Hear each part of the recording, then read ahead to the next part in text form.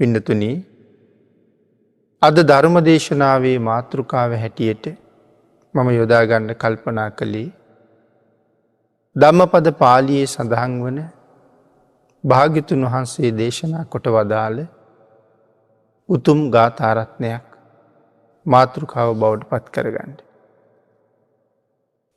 පුප්පානි හේව පචිනන්තං ව්‍යාසත්ත මනසං නරං අතිත්තං ඒව කාමේසු අත්තකෝ කුරුතේ වසං. අපේ භාග්‍යතුන් වහන්සේ සැවැත් නුවර ජේතවනාරාමයේ වැඩ ඉන්න කාලේ මේ ගාථා රත්නය දේශනා කොට වදාළි. භික්ෂූන් වහන්සේලා බුදුරජාණන් වහන්සේගෙන් අහපු ප්‍රශ්නයකටත් පිළිතුරු සපයමි. මේ ගාථා රත්නයේ සරල තේරුම පිළිබඳව අපි ටිකක් කල්පනා කරලා බැලුවොත් පුප්පාන් හේව පචිනන්තං ව්‍යාසත්ත මනසං නරං. මහණෙනි, මේ මිනිසුන්ගේ හිත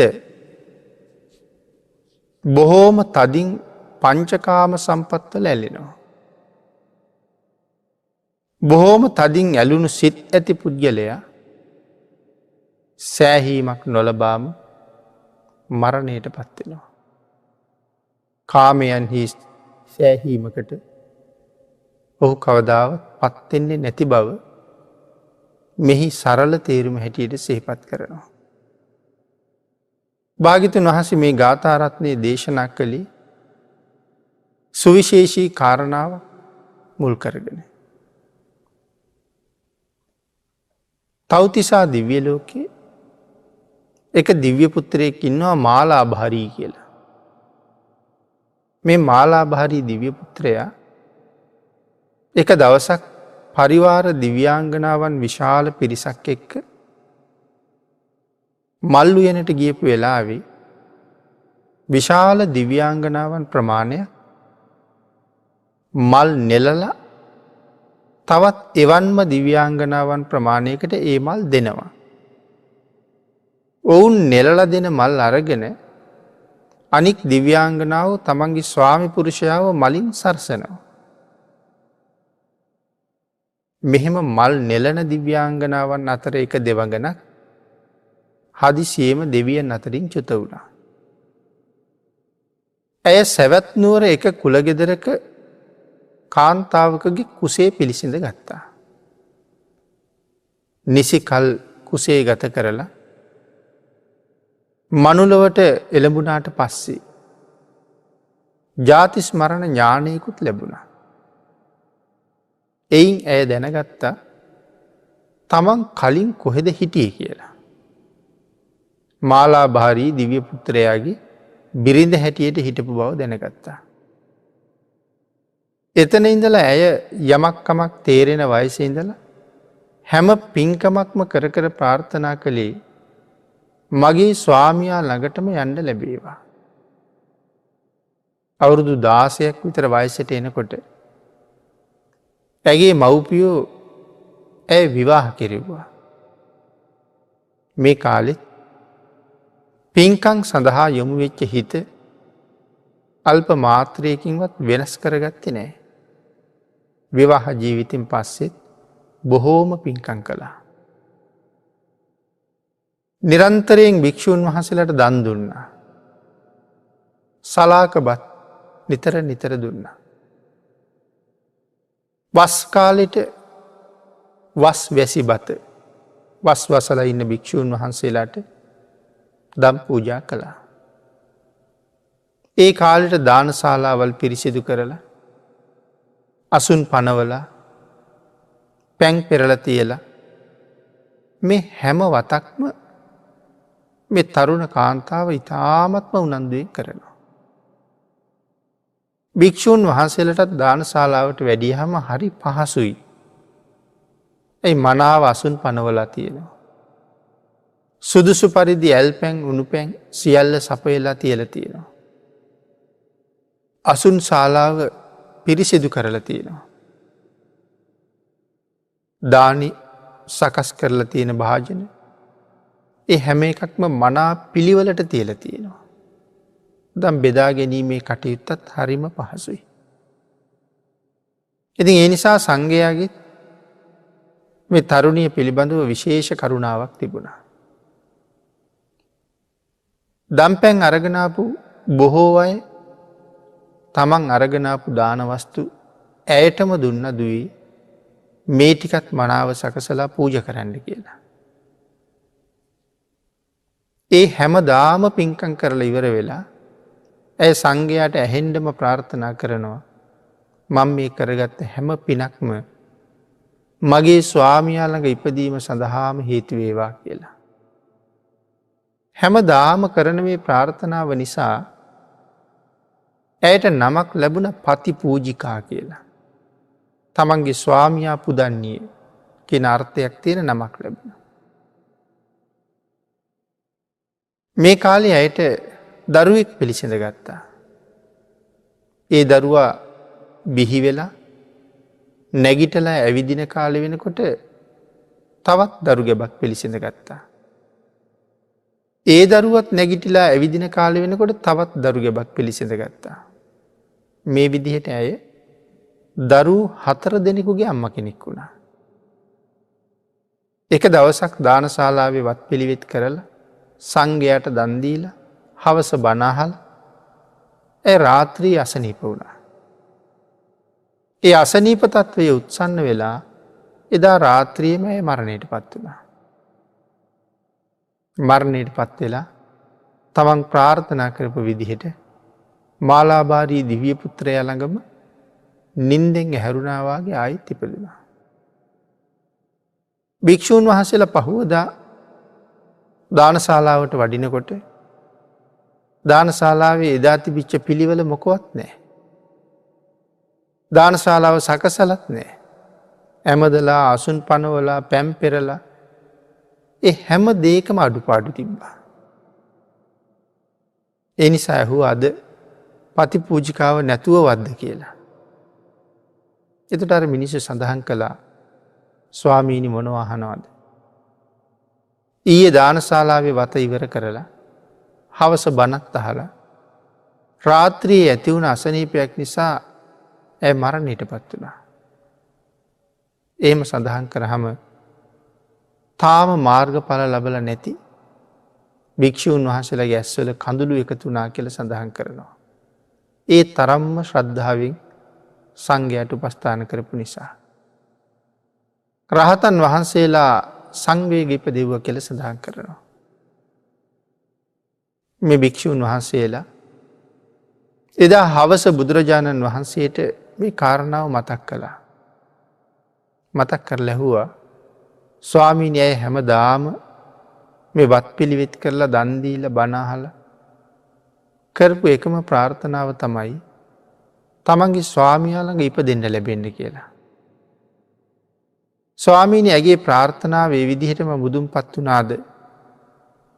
භාග්‍යවතුන් වහන්සේ දේශනා කළා ඒ ප්‍රාර්ථනාව එසේම මුදුන්පත් කරගත්තා. නමුත් ඇය ස්වාමියා ගාව ඉපදිච්ච බවක් නෑනි ස්වාමීනි. ඒ වෙලාවේ සඳහන් කළා මහණෙනි ඇය ප්‍රාර්ථනා කළේ මේ මනුස්ස ලෝකෙ හිටපු ස්වාමියා ලැබෙන්න කියලා නෙමෙයි. ඇය මනුස්ස ලෝකෙට ආවේ යම් කෙනෙක් ළඟ ඉඳලාද ඔහු ළඟට මාපහු යන්න ඕන කියලායි ප්‍රාර්ථනා කළේ. ස්වාමීනි ඒ කවුද? කවුරු ළඟ ඉඳලා දාවේ? තව්තිසාවේ මාලාභාරී දිව්‍ය පුත්‍රයාගේ බිරිඳක් හැටියට තමයි ඇය හිටියේ. ඔවුන් සමග උයනේ මල් නෙලමින් ඉන්න අතරතුර තමයි ඇයි චුත වෙලා මේ සැවැත් නුවර කුලගෙදර කාන්තාවගේ කුසේ පිළිසිඳ ගත්තේ. ජාති ස්මරණ ඥානයෙන් තමන් හිටියේ කොහෙද කියලා දැනගත්ත ඇය නැවත ප්‍රාර්ථනා කළේ මෙහෙයන්ට. ඒ ප්‍රාර්ථනාවට අනුව ඇය නැවතත් එහෙම ඉපදුණා. පින්නතුනි දිව්‍ය ලෝකේ දෙවිවරු ආයු කෙලවර වෙලා චුත වෙනකොට පංචපුබ්බ නිමිත්තාදී සූත්‍රවල සඳහන් කරනවා සමහර දෙවියෝ තමන්ගේ ආයුෂ ඉවර වෙලා කියන බව දන්නේවත් නැහැ. නමුත් දැනගන්න නිමිති පහළ වෙලයි තියෙන්නේ. ඒ වුණාට සැප සම්පත් වැඩි නිසා තමන් චුත වෙන්න ළඟයි කියන කාරණාව තේරෙන්නේ නැහැ.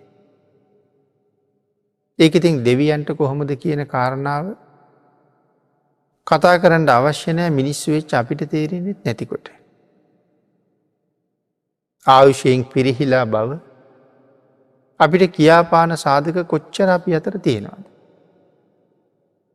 අරගෙනාපු ආයුෂයේ පිරිහුණා වුණාට අපේ කෙලෙස් සිත් වැඩුණ මිසක් එහි පාලනය වීමක් තිබුණේ නෑ. එනම් ඒ වගේ නම් අපිට දෙවියන්ට කොහොම සැප සම්පද්ද වෙන්නතුනි. මෙච්චරක් කියල සීමාවස් කඳහන් කරන්න බෑ. මනුස්ස ලෝකයේ උතුම්ම සැපය භුක්ති විදින කෙනෙක් තමයි සක්විති රජ්ජුරුව කියන්නේ. සඳහන් කරනවා සක්විති රජ්ජුරුවන්ගේ සැපය උපමා කරන්න හිමාල පර්වතයත් එක්ක.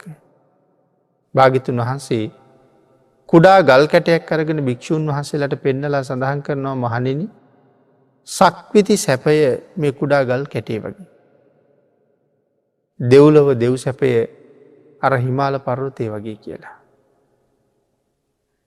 එතකොට එහෙමනම් ඒ තරං සැපයක් තියෙනකොට තමන්ට චුතවෙන්න නිමිති පහළ වෙලා කියලා හරියටම සිහියෙන් හිටිය නැත්තන් තේරෙන්නේ. ඒ නිසා චුත වෙනකම්ම දන්නේ නෑ.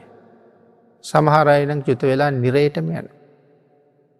සමහරය මනුස්ස ලෝකයා පහු උපදිනවා.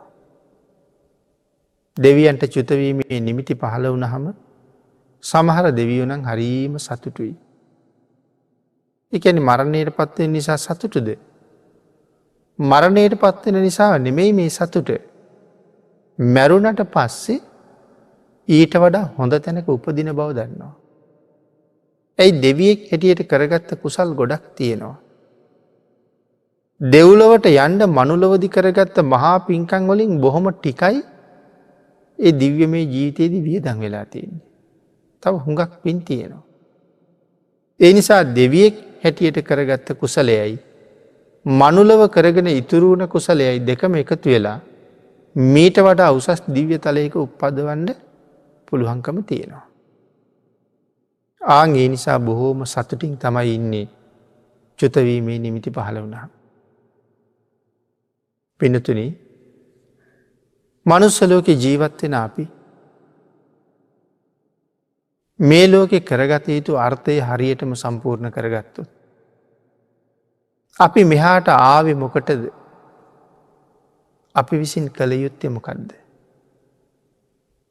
මොකද දැන් අපි සඳහන් කලානේ සමහර දෙවියෝ චුතවෙන්ඩ ලෑස්ති වෙනකොට අඩනවා. සමහරය සතුට වෙනවා. සමහරය චුත වෙන බව දන්නෙම නැතුව චුත වෙලා යනවා. ඕක මැද්ද ඉන්න පිරිස තමයි අඩන්න. නිමිති පහළ වෙලා බව දැනගෙන අඩනවා. එතකොට තාම නිමිති පහළ වෙලා නැති අන්‍ය දෙවියෝ ඇවිල්ලා අර හඬමින් ඉන්න දෙවියන්ව සනසනවා. පින්වත අඩන්ඩ එපා. පිනතුන ඇඩුව කියලා මරණයෙන් බේරෙන්ට බෑනි. මරණයෙන් බේරෙන්ට පුළුවන්නම් අඩන්ඩ පුළුවන්. ඇඩුව හම බේරෙනවන ති අඩන්ට තිබ්බා. නමුත් ඇඩුව කියලා මරණයෙන් බේරෙන්ට විදිහක් නෑන. ආං ඒ නිසා සඳහන් කරනවා පින්වත අඩන්න එපා. ඔබ මෙහෙන් චුත වෙලා සුගතියට යන්ඩ. ඒ සුගතියට යන්න කියලා ගැන මනුස්ස ලෝකෙට යන්න කියලා. දෙවිය සුගතියට එනවා කියලා මෙහෙනවා. මනුස්ස ලෝකෙට යන්න. ඒ මනුස්ස ලෝකෙ හොයාගන්න තියෙන හොඳම දේ හොයන්න කියල කියන්නේ. වටිනාම දේ හොයාගන්න කියලා. ඒ තමයි එහෙම් මෙහෙන් කලවන් වෙච්චි නැති. භාගිතුන් වහන්සේගේ ශ්‍රීමුකහෙන්ම දේශනා කළ පිරිසිදු නිර්මල ධර්මරත්නය හොයාගන්න කෙලෙකි. ඊළඟට සඳහන් කරනවා ඒ තුළ මනාව පිහිටන්ඩ. ඒ ධර්මය හොයාගෙන ධර්මයෙන් යමක්ද භාගිතුන් වහස දේශනා කළේ ඒ විදිහට ජීවිතය හදාගන්න. ශ්‍රද්ධාව ඇති කරගන්න. එහෙම කටයුතු කරලා අපි ගාවට මෙන්ඩ කියල කියන්න. එතකොට මෙහිට දෙවිය සුගතියට එනවා කියලා එනවා. භාග්‍යතුන් වහන්සේගේ ධර්මයම හොයාගෙන බනාහනෝ ශ්‍රද්ධාව ඇති කරගන්න පින්කං කරගෙන ආපහු දෙවියන් අතරටම යන. එතකොට පින්නතන අපිත් එහෙම ආපු අය අපි අතර කොච්චර ඇද්ද. එතකොට අපි ආවේ මොකටද කියන කාරණාව මං මුලින් සඳහන් කළ ඒකයි. නිර්මල ධර්ම පර්යාප්තියට අනුව ජීවිතය ගොඩ නගල බොහෝ කුසල් දහම් රැස් කරගෙන සිල්ගුණ ආරක්ෂා කරල නැවත ආපු අපතැන්වලට යන්ඩ තමයි අපි ඇවිල්ල තියෙන්නේ. ඒක තමයි අපේ කාර්ය. නමුත් ඒ කාර්යයේ යෙදෙන අය කොච්චරනං අඩුද සමාජයේ දිහා බලහම සුගතියට යන්න වැඩ කරනවට වඩා දුගතිගාමී වෙන්ඩ උත්සාහ කරන අය තමයි අපි දකි. ඒකට හේතුව තමයි පිඩතුනේ පළවෙනි කාරණාව අපි ආවෙ කොහහිඉඳලද මොකටද කියන එක දන්නතිකම. නොදැනගණ්ඩ හේතුව තමයි මැරිලා ඉපදිච්ච නිසා. මැරිලා ඉපදිච්ච නිසා මතකනේ. ඒ කාරණාව මතක් කරලා දෙන්නනම් සත්පුරුෂයෝනේ. විශේෂයෙන් ධර්මයෙන් අපිට ඒ කරුණු කියනවා. දැනුත් අපි මේ දැනගන්නේ ධර්මයෙන්නේ. කොහහිඉඳල දාවේ මොකට දාවි කියලා. ආගේ නිසා ඒගොල්ලු පින්කං කරලා ආපහු සුගතියම ගිහිල්ල උපදිනවා.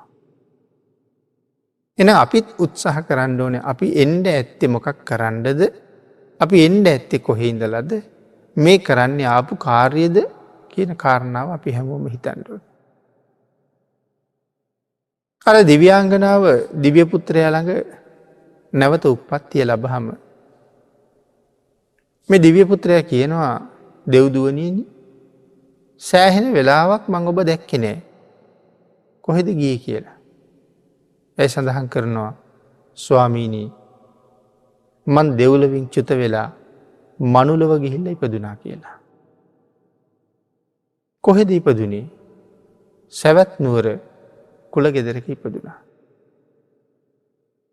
ඒ කාලේ විවාහ වුනාද කෙලෙහුවා. එහෙමයි ස්වාමීන්. කොච්චර කල්හි හිටියද. ඇය සඳහන් කරනවා මවකුසේ සිටිය යුතු කාලයේ මවකුසේ හිටිය. ඉපදුනාට පස්සේ අවුරුදු 16ක් ආයුෂ ගෙවුනට පස්සේ මව්පියෝ මාව විවාහ කෙරෙව්වා. මං ඒ කාලේ බොහෝ පින්කං කර කර ඔබවහන්සේම ප්‍රාර්ථනා කළා. විවාහයෙන් පස්සේ මට දරු 4 දෙනෙක් ලැබුණා. මං දරු 4 දෙනෙකුගේ අම්ම කෙනෙක්. එක දවසක් සංඝ උපස්ථාන කරලා හැන්දෑවේ බණ අහලා රාත්‍රී අසනීප වෙලා මං හදිසියේ මැරුණා. මැරිච්ච ගමන්ම මගේ ප්‍රාර්ථනාව මුදුන්පත් කරවමින් මං ආයෙත් මගේ ස්වාමියා ළඟ ඉපදුණා.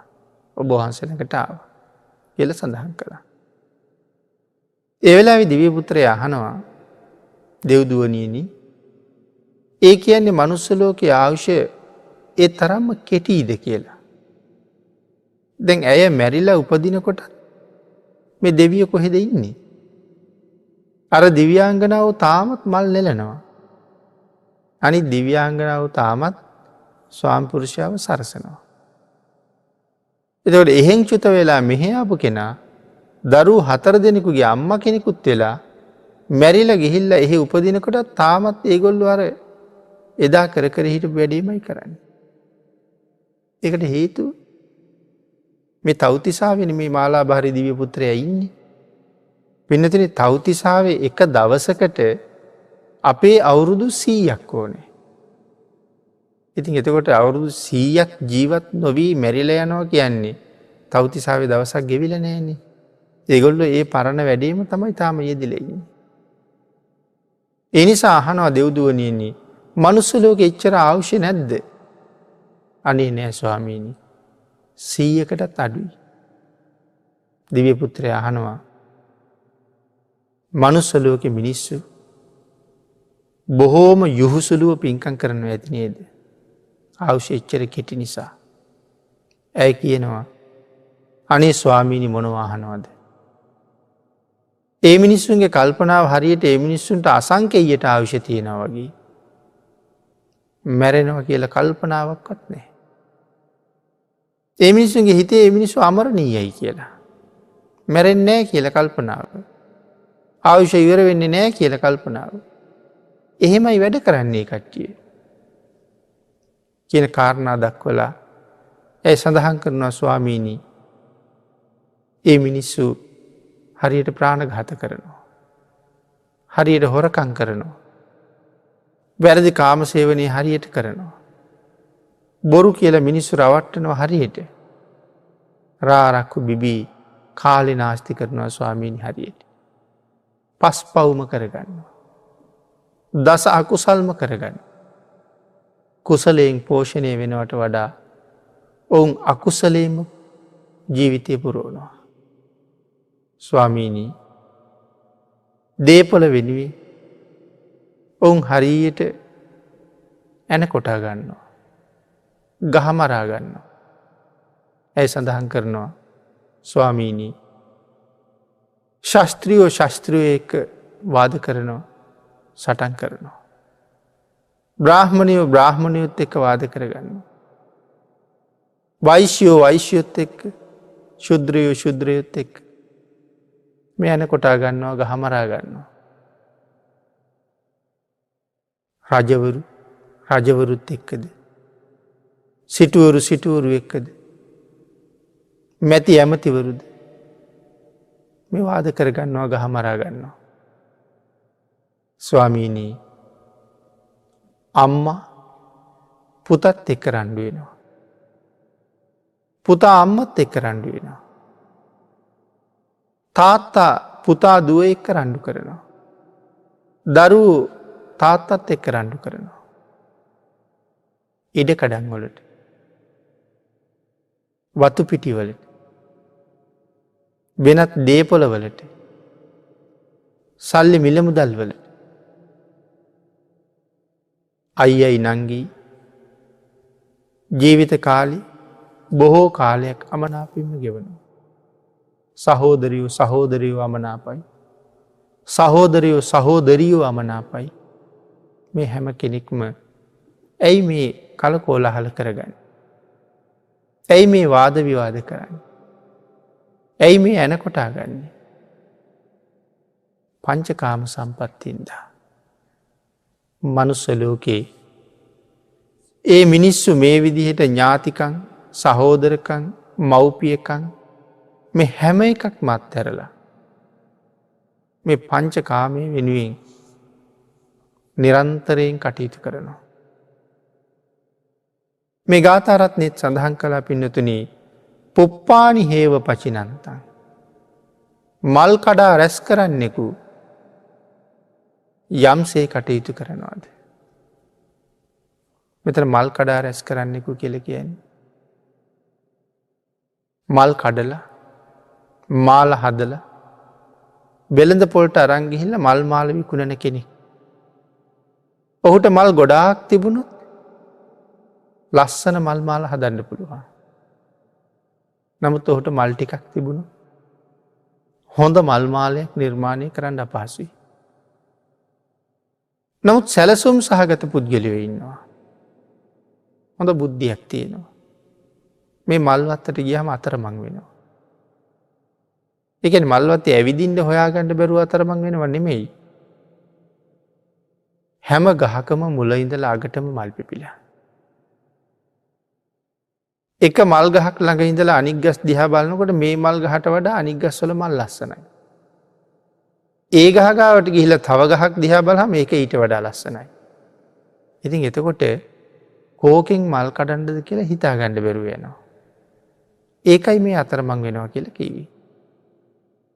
ඒක මනුස්ස ලෝක අපි කාටත් වෙන වැඩ. අපි ඇඳුම් තෝර ගණ්ඩ ගියහම ගොඩාක් ඇඳුම් තියෙන තැනකට ගියහම මොන ඇඳුම ගණ්ඩද කියලා හිතා ගණ්ඩ බැරුව යනවා. ඉතින් අර මාලිගාවල් වාගේ ඇඳුම් තියෙන තැන් ඇතුළට ගිහිල්ල මේ ඇඳුම් තෝරලා තෝරලා තෝරලා අන්තිමට එලියට එනකොට අපිටම පුදුම හිතෙනවා මම කීයට ඇතුල්ලුනේ දැන් කීයද වෙලාව කියලා. මගේ කාලේ ගෙවිල ගියා මමවත් දන්නේ. නමුත් සමහරලාවට ගත්ත ඇඳුමකුත් නැහැ. මොනවහරි අරගෙන ගෙදර ගිහිල්ලා බලහම ඒකේ සෑහීමකුත් නැහැ. ඊට පස්සේ හිතෙනවා කලින් ගත්ත එක ගත්තනම් ඊට වඩා හොඳයි වගේ කියලා. ඒ නිසා ආයේ මාරු කරන්නත් වෙනවා. බිලකුත් ඉල්ලගෙන යනවා හොඳ නැති වුණොත් අය ගේන්නම් කියලා. මේ පැය ගාණක් නාස්ති කරලා. එතකොට අපිත් එතන අතරමං වෙලා. ඒ වාගේ තමයි අර මල්වත්තිත් අතරමං වෙලා. එතකොට සැලසුම් සහිත කෙනා කලින් තීරණය කරනවා මොන වගේ මල්ද නෙලන්නේ මොන ජාතියේ මල්ද නෙලන්නේ මොන වාගේ මාලද හදන්නේ. එනිසා සැලස්මක් හදනවා. ඊයේ රතු පාට මල් කැඩුවා. පෙරේදා නිල් පාට මල් කැඩුවා. පළමුදා සුදු පාට මල් කැඩුවා. එක්ක හෙට කලෝමීම මල් නෙලනවා. එහෙම නැත්නම් කහ පාට මල් විතරක් නෙලනවා. එහෙම සැලස්මක් තියෙන කෙනාට අනික් ගස් දිහා බල බල ලත වෙන්න උවමනා නැහැ. කහ පාට මල් තියෙන ගස් ගාවට විතරක් ඔහු යනවා. ඒ මල් ටික විතරක් නෙලාගෙන ඇවිල්ලා ඉක්මනට මාල හදලා වෙළඳ පොළට ගෙනහිල්ලා විකුණලා හොඳ ආදායමක් ගන්නවා. නමුත් අර මල් ගස් ගානේ ඇවිදපු කෙනා දන්නේම නැතුව දවල් වෙලා කඳුළු පිරුණු මුහුණෙන් ආපහු එනවා ගෙදර. ඒ අතරමං වෙච්ච නිසා. පින්නතුනි මෙතන මේ උපමාවක් එහෙම පෙන්නවා. ඊළඟට ආයෙ පැහැදිලි කරනවා. ඒ කතා කරන මල්වත්ත තමයි ඔබත් මමත් ජීවත් වෙන මේ ලෝකේ. අපිට මල් නෙලන්න තියෙන ගස් ටික තමයි මේ පංචකාම සම්පත්. මල් කරුව තමයි මේ ඉපදිලා ඉන්න මිනිස්සු. ආන්ගේ මිනිස්සු ඇහැ පිනවන දේවල් දැක්කහම ඒ ඔස්සේම යනවා. කන පිනවන දේවල්, දිව පිනවන දේවල්, නාසය පිනවන, කය පිනවන මේ දේවල්. පින්නතුනි අපේ ජීවිතේ රස්තියාදු වෙලා තියෙන්නේ මේ කාරණා පහ ළඟ නෙමෙයිද කියලා හිතලා බලන්න. මේ පංච ඉන්ද්‍රියන් පිනවන්න තමයි මුළු ජීවිත කාලෙම ගත වෙලා තියෙන්නේ. එතන සැපක් තියෙනවද කියලා හිතලා බැලුවොත් ඒ තුල කිසිම සැපයක් නැහැ පින්නතුනි. නැත්තෙම නෑ. සැපයක් නැත්තම් අපි ඒවට යන්නේ නෑනේ. ඒ වගේ තියෙනවා ස්වල්ප වූ සැපයක්. නමුත් මද වූ සැපයක් තියෙනවා. දීර්ඝ වූ දුකක් තියෙනවා. ස්වල්ප ආස්වාදයක් දීර්ඝ දුකක් තියෙනවා. එනම් මේ පංචකාම සම්පත් භාග්‍යවතුන් වහන්සේ දේශනා කළා මනා අවබෝධයෙන්ම කටයුතු කරන්න ඕනේ. එහෙම නැත්නම් අපට හරියට අකුසල් රැස් කරවනවා. අපේ ජීවිතේ හරියට රස්තියාදු කරවනවා. මැරෙනකම් අපිට ඒක තේරෙන්නේ නැහැ. අපි මුලින් සඳහන් කළා මරණයේ නිමිති මිනිස්සුන්ටත් පහළ වෙලයි තියෙන්නේ. ඒ වුණාට මං නිමිති පහළ වුණ කෙනෙක් බව නොදැනෙන්නේ මේ පංචකාමයේ තුල අන්ධ වෙච්ච නිසා. වත්කම් සහ කෙලෙස්කම්. මොනවද මේ වත්කම් කියලා කියන්නේ? වස්තුකාම. ඇස, කන, නාසය, දිව, ශරීරය. ඇසට අරමුණු වෙන රූප, කනට අරමුණු වෙන ශබ්ද, දිවට අරමුණු වෙන රස, නාසයට අරමුණු වෙන සුවඳ, ශරීරයට පහස. මේ තමයි වස්තුකාම. ක්ලේශකාම කියලා කියන්නේ එතකොට මේ ඇහෙන් දකින දේවල්, කනෙන් අහන දේවල්, මේ ආදි වශයෙන් රූප, ශබ්ද, ගන්ධ, රස, ස්පර්ශය මේ දේවල් සම්බන්ධයෙන් අපේ හිත තදින් බැඳෙනවා. ඒ බැඳුනට පස්සේ අපිට ඒ දේවල්ම හොයන්න හිතෙනවා. ඒක තමයි ක්ලේශකාම කියලා කිව්වේ. යම් තැනක රසවත් ආහාරයක් අනුභව කළා නම් එදා ඉඳලා එතෙන්ටම යන්න උත්සාහ කරනවා. ඒ තැනම හොයනවා.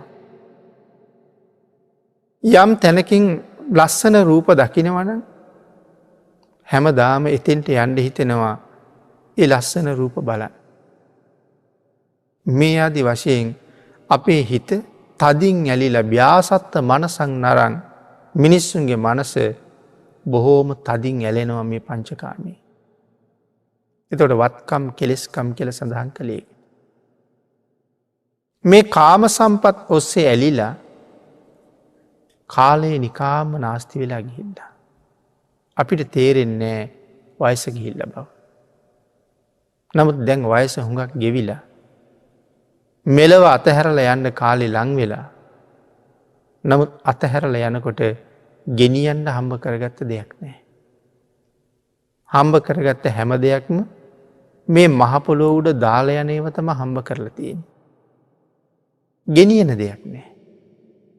අනිත් එක තමයි පිනතුන මන් සඳහන් කලාන මද වූ ආස්වාදයක් මේක තියෙන්නේ කියලා. මේ කාම සම්පත්වල තියෙන්නේ ස්වල්ප වූ ආස්වාදයක්. මේ ස්වල්ප වූ ආස්වාදය නිසා අපි කොයි තරම් දුක් බිඳිනවද කියලා හිතල බලන්ට. යම් කෙනෙකුගේ ජීවිතයකට අලුතෙන් යමක් එකතු වෙනවා කියලා කියන්නේ හැම වෙලාම කරදරය. අපට හිතෙන්නේ සැපතක් කියලා. ඉතාම කෙටි මනුස්ස ජීවිතය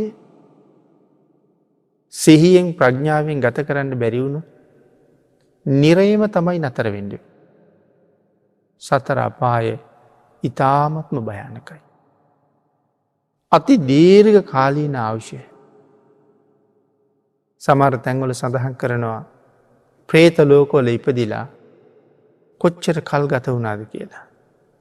මේ මහපොළුව ගව්වක් තරන් වැඩෙනකං ඔහු ප්‍රේතාත්මයෙන් නිදහස් වෙලා නෑ. පිනතුර මහපොළොව ගව්වක් වැඩෙනකං කියල කියහම්.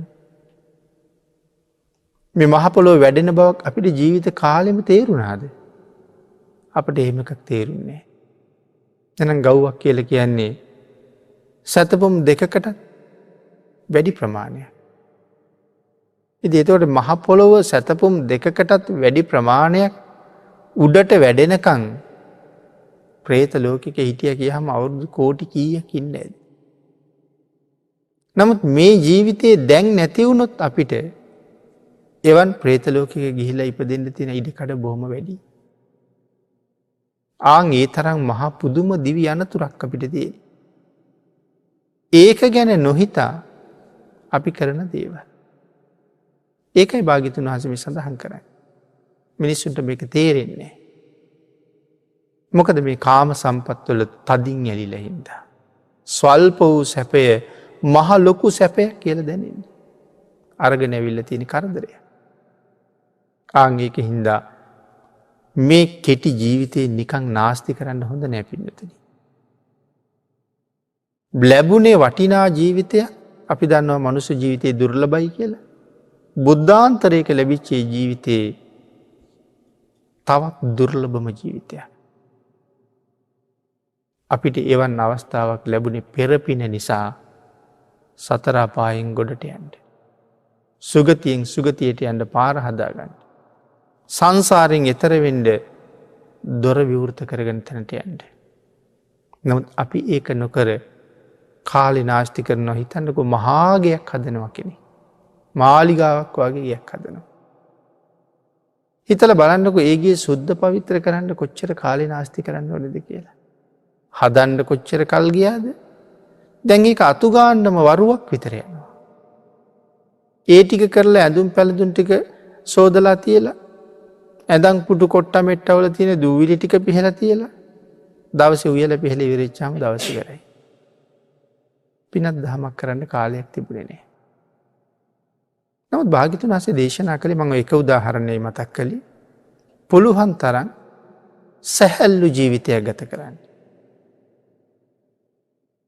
අපිට ජීවත්වෙන්ට යම් ප්‍රමාණයක නිවසක් තිබ්බහම එක ප්‍රමාණුවත්මකද අපි මෙහි ආවේ මහ ගෙවල් හදහද ඉන්න නෙමෙයි ආපහු කුසල් කරගෙන යන්ට. එහෙම කල්පනා කර ගත්තහම හැම එකක්ම මනාව සැලසුම් කරගත්තහම ජීවිතය හරි අපූරුවට සම්පූර්ණ කරගන්න පුළුවන්. එතකොට මෙලවත් සම්පූර්ණයි පරලෝට අවශ්‍යදීත් සම්පූර්ණයි. ආපු තැනට ආපහු යන්ඩ බොහෝ දේවල් කරගන්න පුළුවන්. වස්තුව රැස්වෙන්ඩ ඒත් එක රැස්වෙන්නේ ස්වල්ප වූ ආස්වාදයක් මහත් දුක. හිතන්නකො පින්නතුන අපි වාහනයක් ගෙනාව කියලා.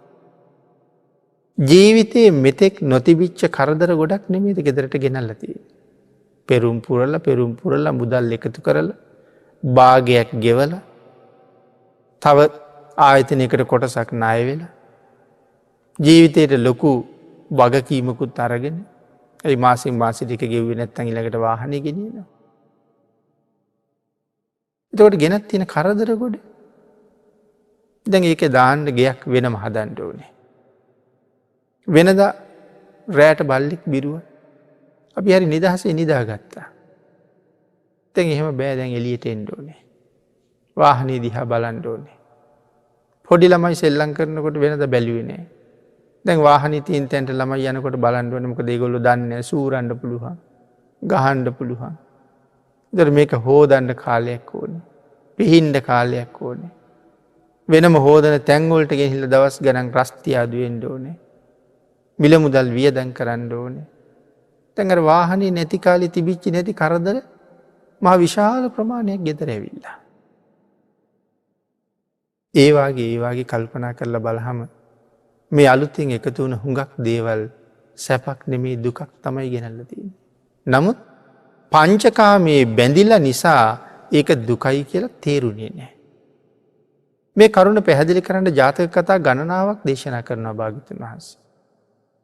එයින් එක අපූර්ව කාරණාවක් තියෙනවා මුදුලක්කන ජාතක කතාවේ. තාම කෙටියෙන් මතක් කරලා අපි ධර්ම දේශනා විවර කරමු. හිමාලයේ ඉන්න ඍෂිවරයෙක් වස් කාලේ ගමට එනවා. රජ්ජුරුවන්ගේ උයනේ ඇවිල්ලා නතර වෙච්චාම රජ්ජුරුව බොහෝම හොඳින් අපෝපස්ථාන කරනවා. හරිම සිල්වත්. රජ්ජුරුවන්ට එක කාලෙක යුද්ධයකට යන්න සිද්ධ වෙනවා. තමන්ගේ දේවියට කතා කරලා කියනවා තාපසතුමාගේ අපෝපස්ථාන ටික ඔබේ අතින්ම කරන්න ඕනේ කියලා. ඇයි ඒක බොහෝම සතුටින් බාර අරගෙන තමන්ගේ අතින්ම දානේ හදලා තාපසතුමාට දන් දෙනවා. දැසිදස්සු හදන ආහාර දෙන්නේ නැහැ. එක දවසක් ඇය දානේ හදලා නාගෙන සර්වාභරණයෙන් සැරසිලා මාලිගාවේ තාපසතුමා බලාපොරොත්තු වී යහනක සැතපීලා හිටියා. ආවොහම දානේ පිළිගන්න. මාලිගාවේ ඉදිරිපස දොරගලු අහලා තිබුණ නිසා තාපසතුමත් අහසින්ම ආවේ ඇරලා තිබුණ ජනෙල් කවුළුව ළඟට. ඉතින් තාපසතුමාගේ රළු සිවුර හුළඟට යන සද්දය ඇහිලා ඒ හදිසියෙම නැගිට්ටා. නගින්නකොට තාපසතුමා කවුළුව ළඟට වෙල්ලා. හදිසියෙම නැගිටිනකොට ඇඳගෙන ඉඳපු ඇඳුම් ටික ගැලවිලා වැටුණා. දුහුල් ඇඳුමක් ඇඳගෙන හිටියේ. ස්ත්‍රී ශරීර ලක්ෂණ දැක්කා. රාගසිතක් ඉපදුනා. දේවිය ඉදිරියෙන් දොර කවුළු විවෘත කළා. දානෙත් පිළිගැන්වුවා. දානෙ ටික අරගෙන ගිහිල්ලා තමන්ගේ කුටියේ තිබ්බා. වැළඳුවේ නෑ. එහෙම්මම යහනට නැගලා ඉඳගත්තා. දැන් අර දැකපු ස්ත්‍රී ලක්ෂණත් එක්ක දැන් රාගසිත හිත සම්පූර්ණ ආක්‍රමණය කරලා. රජ්ජුරුවත් යුද්ධ ඉවර කරලා ආවා. දේවියගෙන් ඇහුවා දන් දුන්නද? ස්වාමීනි දැන් දින ගණනක් වැඩි නෑ. එහෙනම් ගිහින් බලලා එන්නම් කියහම ආරාමයේ අතු ගාලවත් නෑ. හොඳටම වැහැරිලා ගිහිල්ලා. ඒ දවස් ගානකින් වළඳලා නෑ. ස්වාමීනි අසනීපද? සඳහන් කළ අසනීපයක් තියෙනවා. මොකද්ද? ඔබේ බිසව නිසා තමයි අසනීපය හැදුනේ. එහෙනම් මම මොකද්ද කරන්න ඕනේ? මට ඇය ඕනේ කියලා සඳහන් කළා. රජුරු කිව්වා ඕක එච්චර දෙයක්ද? ඔච්චර කල්පනා කරන්න දෙයක් තියනවද ඕක ගැන? කියලා තාපසතුමත් එක්ක කරගෙන ගිහිල්ලා දේවිය සර්වාභරණයෙන් සරසලා අලුත් ඇඳුම් අඳවලා තාපසතුමාට පාවා දුන්නා. දේවියට සඳහන් කළා ඔබේ ආනුභාවයෙන් මේ තාපසතුමාගේ සීලයේ කොහොමහරි රකින්න ඕනේ. ඒ වෙනුවෙන් ඔබ කටයුතු කරන්න කියලා කිව්වා. හොඳයි. දැන් ඇය තාපසතුමත් එක්ක යනවා. සෑහෙන දුර ගිහිල්ලා කියනවා ස්වාමීන් දැන් අපිට ඉන්න ගෙයක් නැහනේ. දැන් මෙච්චර කල් තාපසතුමාට ගෙවල් හදන්න ප්‍රශ්නයක් තිබුණේ නැහැ. ගිහින් රජුරවන්ට කියලා ගෙයක් ඉල්ල ගන්න කිව්වා. ආයෙ ආවා. රජුරවන්ට ගියහම සාමාන්‍ය මිනිස්සු පාවිච්චි කරන වැසිකිළියක් වගේ චූටි ගෙයක් දුන්නා. ගිහිල්ලා බලහම මේක හරිය අපිරිසිදුයි. දේවිය කියනවා මට නම් ඕකට එන්න බෑ. දැන් මේක අතු ගහන්න ඕනේ. හොදන්න ඕනේ. රජුරවන්ගෙන් උපකරණ ඉල්ලගෙන එන්න. ඒ ටිකත් අරගෙන ආවා. අරගෙන ඇවිල්ලා ඒ ටිකත් දීලා ආයෙ ගියහම කියනවා ස්වාමීනි මට යහනක් ඕනේ. ආයෙ ගියා ඇඳක් ගේන්න. මට නාන්න වතුර ගේන්න ඕනේ. ආයෙ ගියා වතුර ගේන්න. මේ ආදී දැන් තාපසතුමාට කරදර ගොඩයි. මේ ඔක්කොම කරනවා කරදරයක් කියලා හිතන්නේ. මොකද කාමයෙන් අන්ධ වෙලා ඉන්නේ. අන්තිමට දෙන්න ඒක යහනට ගොඩ වුණා නිදාගන්න. ආන්ගේ වෙලාවේ දේවිය අර දිග රැවුලෙන් අල්ලලා රැවුල කපලා නෑනේ තාපසවරයා. ඔබ කවුද කියලා දන්නවද කියලා ඇහුවා. කියලා අහලා ඇදලා බිම දැම්මා. ඒ වෙලේ තමයි මතක් වුණේ මම සසරින් එතර වෙන්න බවුන් වඩන තවුසෙක් කියලා. ඒ වෙලාවෙම නැගිටලා දේවියත් එක්ක රජුරු ගාවට ගිහලා මහරජ ඔබේ දේවිය ඔබම තියාගන්න. නැවත වතාවක් නැති වුණ ධ්‍යානෙ දියුණු කරලා හිමාලයට වැඩලා මරණින් පස්සේ බඹලොව ඉපදුනා. නොතිබ්බ කරදර කොච්චර මේ ආසාව නිසා එකතු වුණා. ඒ නිසා පංචකාමයේ සෑහීමකට පත් වෙන්නේ නැහැ කවදාවත්. සඳහන් කළා ඒ නිසා මේ කාම සම්පත් වලට වසඟ වුණොත් ඔහු සතර අපාය උරුම කරගන්න කෙනෙක් වෙනවා. කරදර ගොඩක උරුමකාරයෙක් වෙනවා. ඒ නිසා සැහැල්ලු ජීවිතයකින් කුසල් දහම් රැස් කරගෙන ජීවිතය පෝෂණය කරලා සසරින් එතර යන්න මේ මනුස්ස ජීවිතයේ හැම කෙනෙකුටම බොහොම වටිනවා පින්නතනි. ඒක තේරුම් අරගත්ත ඥානවන්තයෙක් විතරයි තමන්ගේ ජීවිතයට හොඳ සාධාරණයක් කරගන්නේ.